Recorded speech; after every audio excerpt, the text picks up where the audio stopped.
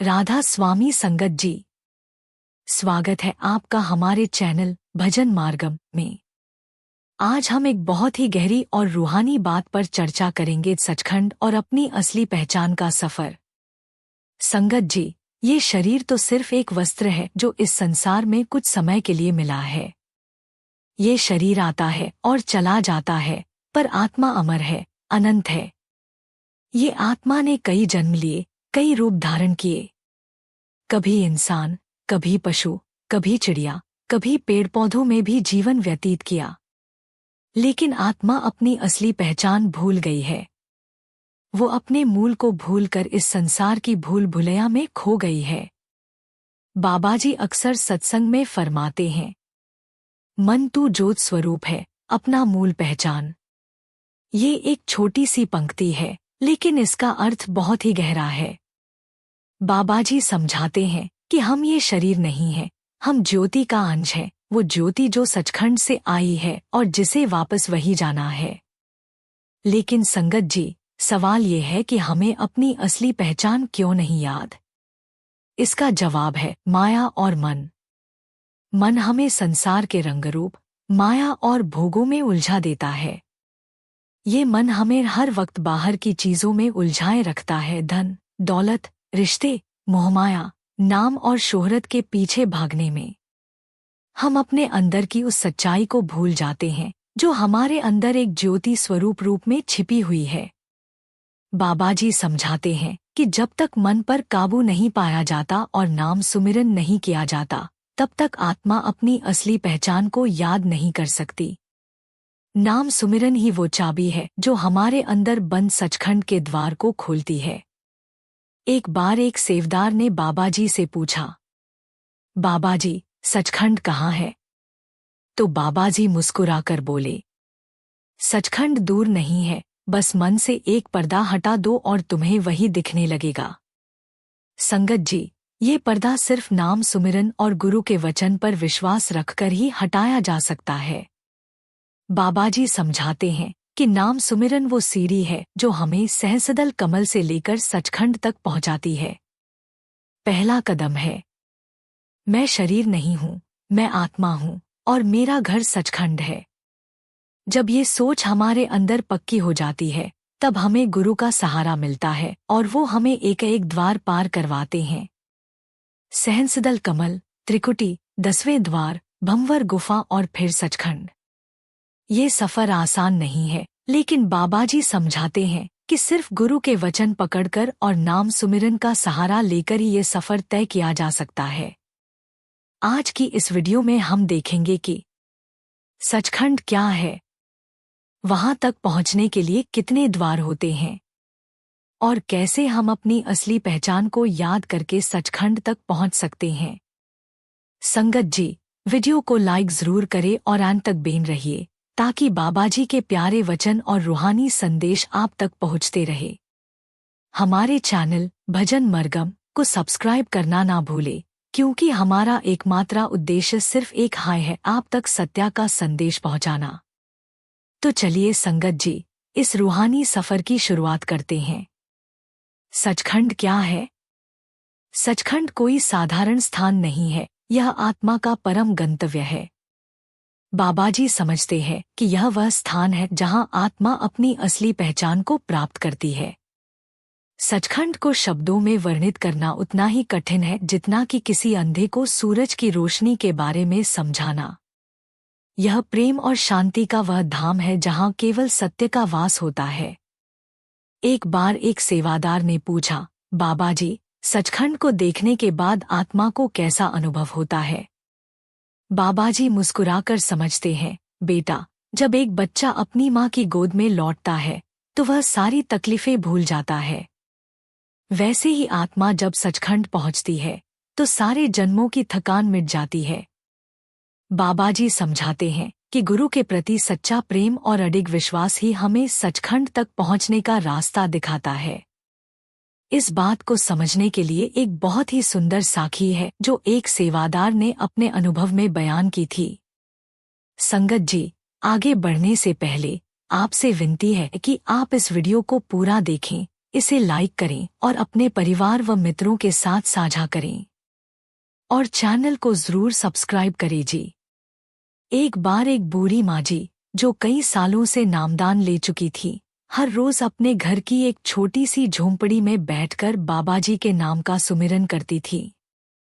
माँ जी पढ़ लिख नहीं सकती थी, लेकिन उनका विश्वास इतना पक्का था कि वो कहती थीं, बाबा जी, मुझे कुछ नहीं आता, बस आपका नाम ही मेरी थैली में है। दिन रात, दुख सुख, भूखा या प्यासा, माँ जी ने कभी अपने नाम सुमिरन को नहीं छोड़ा।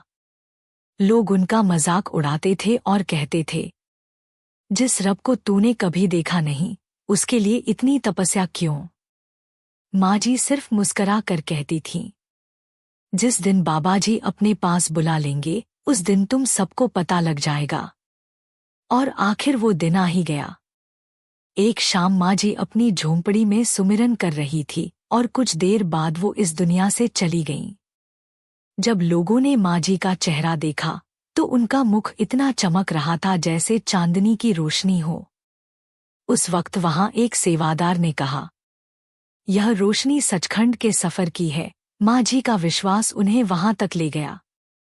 संगत जी, बाबा जी समझाते हैं कि अगर हम बिना किसी शर्त के गुरु पर अपना विश्वास रखते हैं और नाम सुमिरन करते हैं, तो एक न एक दिन जरूर सचखंड का द्वार खुल जाता है। इस साखी से हमें यह सीखने को मिलता है कि सचखंड तक पहुंचने के लिए ना धन की जरूरत होती है और ना ही दुनिया की पढ़ाई की। बस एक ही चीज जरूरी है, गुरु के वचन पर टूटकर विश्वास और नाम सुमिरन का पक्का आसरा। अब समझते हैं सचखंड तक पहुंचने के लिए 5 द्वार। 1, सहस्रदल कमल। सहस्रदल कमल यह यात्रा का पहला द्वार है। बाबा जी समझते हैं कि यह स्थान हमारी आत्मा का पहला घर है, जहां हजारों पंखुड़ियों वाले कमल के समान प्रकाश फैला होता है। यहां पहुंचने के लिए हमें नाम सुमिरन का सहारा लेना पड़ता है। एक बार एक सेवादार ने पूछा, बाबा जी, हमें सहस्रदल कमल तक कैसे पहुंचना है? बाबा जी ने प्यार से कहा, बेटा, जब तुम पूरे विश्वास से नाम का सुमिरन करोगे, तो यह कमल स्वयं खिल जाएगा। 2, त्रिकुटी। त्रिकुटी यह स्थान बहुत महत्वपूर्ण है क्योंकि यहाँ आत्मा और मन का अलगाव शुरू होता है। बाबा जी समझते हैं कि मन हमेशा आत्मा को नीचे की ओर खींचता है, लेकिन अगर हम गुरु के वचनों पर विश्वास रखें और सुमिरन करते रहें, तो मन की पकड़ कमजोर हो जाती है। एक बार एक सेवादार ने कहा, बाबा जी, मन बहुत तंग करता है, क्या करें? बाबा जी ने कहा, बेटा, मन को जितना तवज्जो दोगे, वह उतना ही परेशान करेगा। उसे नजरअंदाज करो और नाम में लगे रहो। 3, 10वां द्वार। 10वां द्वार यह द्वार बहुत सूक्ष्म और गूढ़ है। यहाँ आत्मा चेतना के उच्चतम स्तर पर पहुँचती है। बाबा जी समझते हैं कि जब आत्मा यहाँ पहुँचती है, तो उसे दिव्य ध्वनि सुनाई देती है जो उसे आगे का मार्ग दिखाती है। एक बार एक सेवादार ने पूछा, बाबा जी, यह ध्वनि कैसी होती है? बाबा जी ने कहा, बेटा, यह वह धुन है जिसे तुम शब्दों में नहीं समझ सकते। इसे सुनने के लिए तुम्हें अपनी इंद्रियों से परे जाना होगा। 4, भंवर गुहा। भंवर गुफा यह स्थान मन और माया के बंधनों से पूरी तरह मुक्त होने का द्वार है। बाबा जी समझते हैं कि यहाँ आत्मा केवल चेतना के रूप में बचती है। यह स्थान अनंत शांति और प्रकाश से भरा होता है। एक बार एक सेवादार ने पूछा, बाबा जी, यहाँ पहुँचने के बाद क्या आत्मा को संसार की याद आती है? बाबा जी ने मुस्कुराकर कहा, बेटा, जब तुम स्वर्गीय खुशबू सूंघते हो, तो क्या तुम्हें बदबू की याद आती है? 5, सचखंड। सचखंड यह अंतिम और सर्वोच्च स्थान है जहाँ आत्मा परमात्मा से मिलन करती है। बाबा जी समझते हैं कि सचखंड तक पहुँचने के लिए केवल प्रेम, समर्पण और गुरु की कृपा की आवश्यकता होती है। एक सेवादार ने पूछा, बाबा जी, क्या हम सब सचखंड तक पहुँच सकते हैं? बाबा जी ने कहा, बेटा, जब तुम प्रेम और विश्वास के साथ नाम सुमिरन करोगे, तो सचखंड तुम्हारा इंतजार कर रहा होगा। वहां तक पहुंचने का मार्ग एक गुरु के प्रति सच्चा प्रेम और विश्वास। बाबा जी समझते हैं कि गुरु के प्रति प्रेम और विश्वास आत्मा के पंख होते हैं। बिना इन पंखों के आत्मा उड़ नहीं सकती।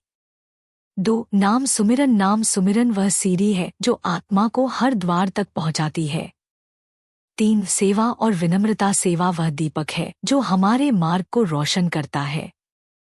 4. सत्संग में भाग लेना। सत्संग आत्मा को जागृत करने वाली ध्वनि है। 5. संतोष और धैर्य। संतोष और धैर्य आत्मा के सबसे बड़े मित्र हैं। संगत जी, यह यात्रा आसान नहीं है, लेकिन अगर हम बाबा जी के वचन पर विश्वास रखें और उनके बताए मार्ग पर चलें, तो एक दिन हम सचखंड तक जरूर पहुंचेंगे। संगत जी, यह साखी हमें यह सिखाती है कि सचखंड तक पहुंचने का रास्ता सिर्फ और सिर्फ गुरु के वचन और नाम सुमिरन से ही तय किया जा सकता है। जो भी अपने गुरु पर विश्वास रखकर सच्चा सुमिरन करता है, उसे एक न एक दिन जरूर अपने गुरु का दीदार होता है और सचखंड का द्वार खुल जाता है। आप सभी संगत जी से निवेदन है कि अगर आपको यह वीडियो पसंद आई हो तो लाइक, शेयर और सब्सक्राइब जरूर करें, ताकि हम और भी साखियां और बाबा जी के प्यारे उपदेश आप तक पहुंचाते रहें। कमेंट में राधा स्वामी लिखकर अपनी श्रद्धा व्यक्त करें और बताएं कि आपको यह साखियां कैसी लगती हैं। राधा स्वामी जी।